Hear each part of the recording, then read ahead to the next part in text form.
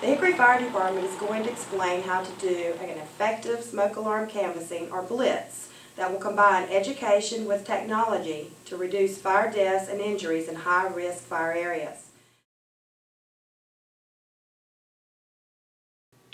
All right, well, we covered a lot of information up to this point. Does anyone have any questions? I do. How many alarms are we going to need? That is a very good question. The number of alarms that we're going to need actually depends on a lot of factors. Very simply put, it depends on the size of the home and the layout of the home. We want to make sure that each residence is adequately protected as the individual circumstances are needed. We also need to look at the number of homes that we have in the community and basically go on an average with the size. Very simply, the average number of smoke alarms that we would typically put in an everyday residence is about 1 to 3. I have a question. Yes, sir. How do we go about getting these smoke detectors? The smoke alarms that we have, we've been very fortunate enough to actually get grants to acquire smoke alarms. And there are grants out there that are available for departments needing smoke alarms to do a project such as this. All right, now let's talk about something else that is very important for our community canvassing teams, and that is the tools that we're going to need to make this happen. Each canvassing team that we're going to have during this is going to have their own kit that they're going to be carrying around with them. Now what we do is we take a sturdy carrying bag that we can carry all of our tools in. In our sturdy carrying bag, we have cordless drills. To go along with the cordless drill, we carry a spare battery. But in the event that the drills fail to work, we go back to the old-fashioned method. We carry hand tools. We also carry screws.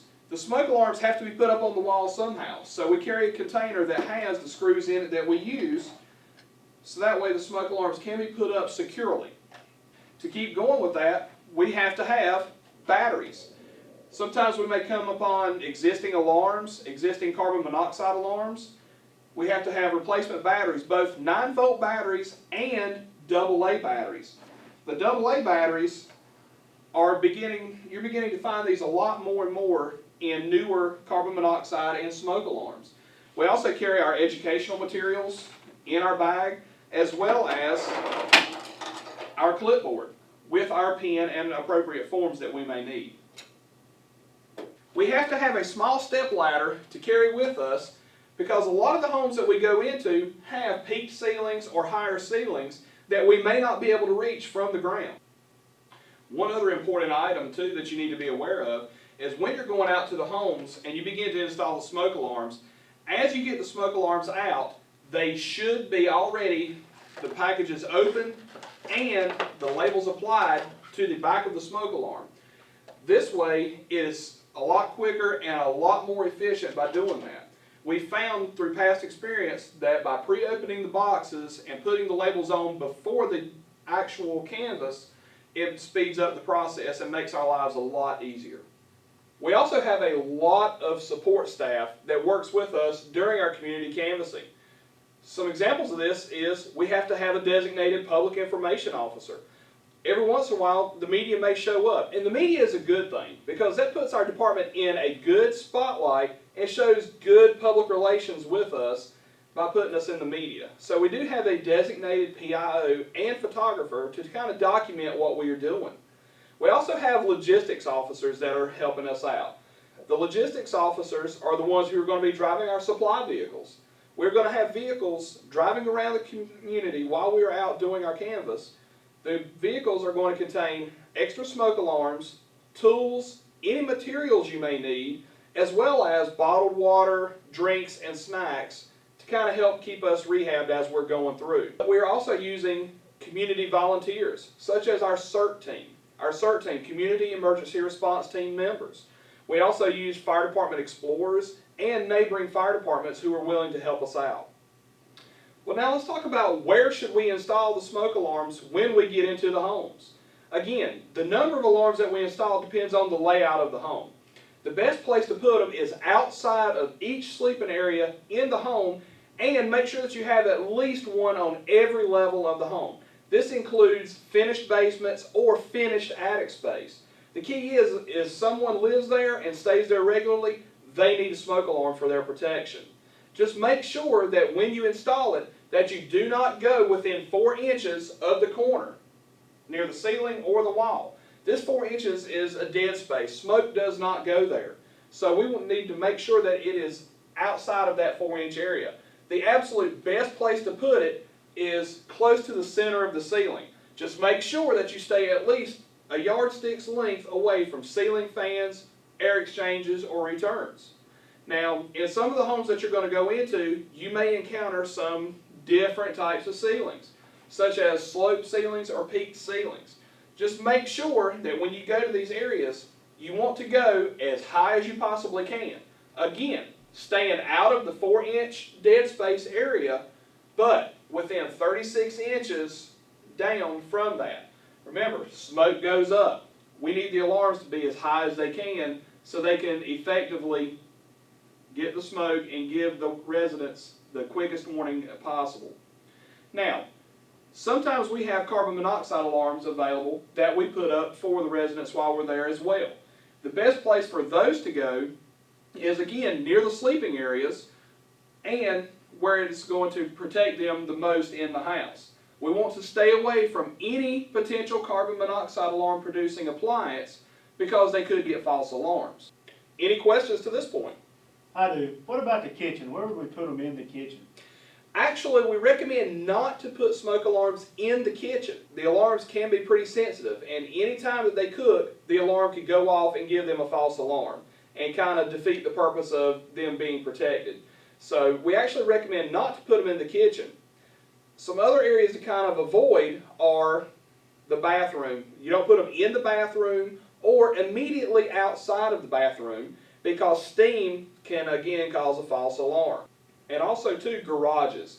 Garages are another place that we don't want to put them because every time they crank a car, it could give a false alarm. Now, the day of the Blitz, each of you will be assigned a map. Your map will be color-coded and will show in detail the neighborhood that we're going to be canvassing, and you will be assigned a specific area. Team 1 will be going down one road, while Team 2 goes down another road in order to effectively and quickly cover the entire neighborhood. Also, too, we will have a determined staging area. The staging area will be where all the teams meet to begin with, to divvy up the tools and equipment and get accounted for. And we will also, at the completion of your assigned area, meet back at the staging area for debriefing and for, again, accountability purposes to make sure that everyone is okay.